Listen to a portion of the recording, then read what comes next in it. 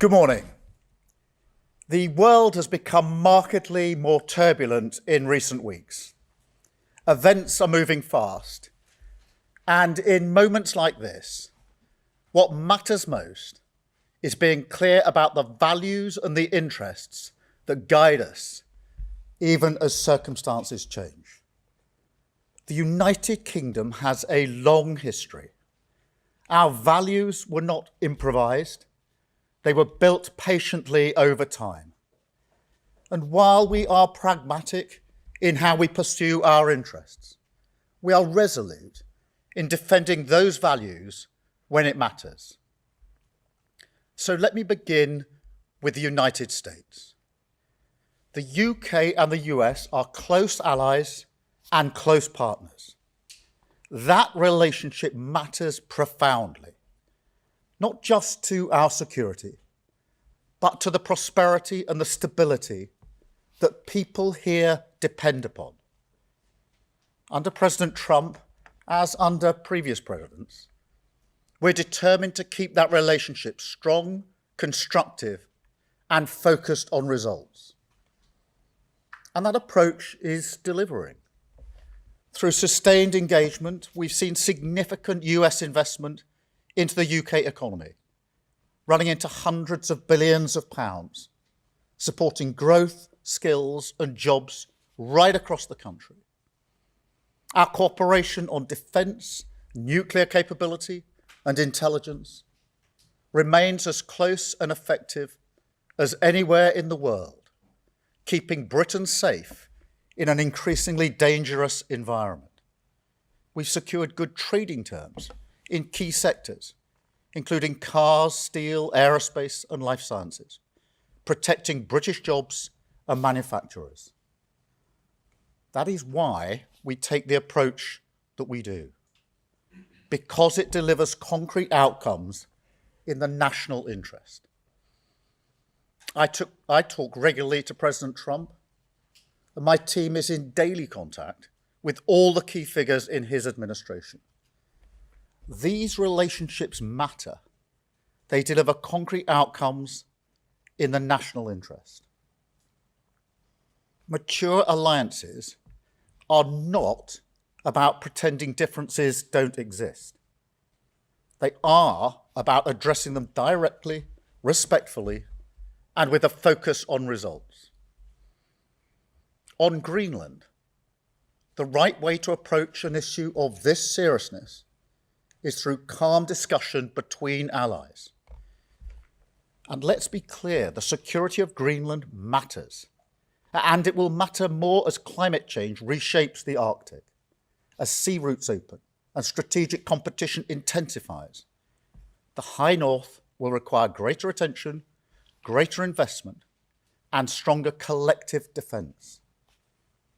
The United States will be central to that effort, and the UK stands ready to contribute fully alongside our allies through NATO. But there is a principle here that cannot be set aside, because it goes to the heart of how stable and trusted international cooperation works. And so any decision about the future status of Greenland belongs to the people of Greenland and the Kingdom of Denmark alone. That right is fundamental, and we support it. Denmark is a close ally of the United Kingdom and of the United States, a proud NATO member that has stood shoulder to shoulder with us, including at real human cost in recent decades. Alliances endure because they're built on respect and partnership, not pressure. That is why I said the use of tariffs against allies is completely wrong. It is not the right way to resolve differences within an alliance. Nor is it helpful to frame efforts to strengthen Greenland's security as a justification for economic pressure. Such measures hurt British workers, British businesses, and the British economy.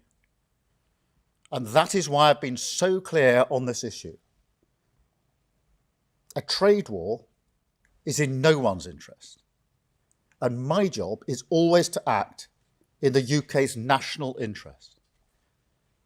That is why yesterday I spoke to President Trump, to European leaders, and to the Secretary General of NATO to find a solution rooted in partnership, facts, and mutual respect.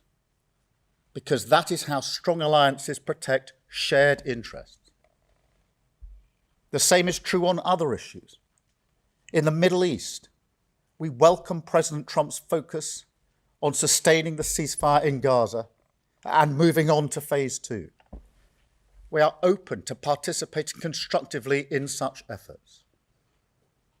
On Ukraine, I can be brief. We strongly support efforts to bring the killing to an end and secure a ceasefire as soon as possible. We recognise President Trump's role in pushing that process forward. And we will work closely with the United States, Ukraine, and our other allies to apply pressure where it belongs on Putin. Finally, let me say why all this matters so directly to people here at home. In today's world, geopolitics is not something that happens somewhere else.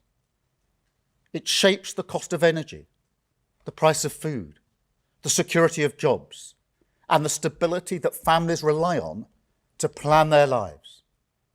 When war drives up fuel prices, it's households who feel it first. When supply chains fracture, it's small businesses and working people who absorb the shock. And when instability grows, it's rarely those with the most power who pay the price. That is why this government's approach is rooted in a simple belief that we must use every tool of government, domestic and international, to fight for the interests of ordinary people. At home, that means active government.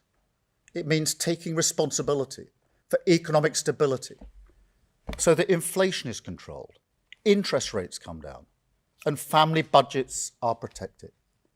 It means stepping in where markets fail, strengthening resilience, and ensuring that global shocks do not always land on the same people in the same places, the people least able to withstand them. That's why we've taken action to reduce energy bills, to freeze rail fares and prescription charges. But tackling the cost of living today also means engagement beyond our borders. It requires shaping the world around us, not retreating from it. It requires strong alliances, steady diplomacy, and rules that reduce uncertainty rather than amplify it. That is why our commitment to international law and to alliances founded on trust is not abstract or ideological. It's practical. It's about stability, predictability, and fairness. The conditions that keep prices down, jobs secure, and economies resilient. That is what active government looks like in an age of uncertainty. Steady at home, engaged abroad, and always focused on protecting the people that we serve. Britain is a pragmatic country. We look for agreement. We believe in partnership. We prefer solutions to slogans. And we will not indulge in commentary and gesture politics that harm the British people. But being pragmatic does not mean being passive. And partnership does not mean abandoning principle. That is why it's important to be clear about who we stand with, what we stand for, and where our interests lie. Now, this is a moment for the whole country to pull together. So I warmly welcome the support we've had with regards to Greenland and the proposed tariffs from the leader of the opposition. I thank her for her support. At moments like this, there will always be people who reach for the performative, who think an angry social media post or grandstanding is a substitute for hard work. That's an understandable instinct, but it's not effective. It never has been. It may make politicians feel good, but it does nothing for working people whose jobs, livelihoods, and security rely on the relationships that we build across the world. So to conclude, we will work with our allies in Europe, across NATO, and with the United States. We will keep dialogue open. We will defend international law, and we will use the full strength of government at home and abroad to protect the security, living standards, and future of the British people. That is the approach I will take as Prime Minister, and that is the responsibility that this moment demands. Thank you.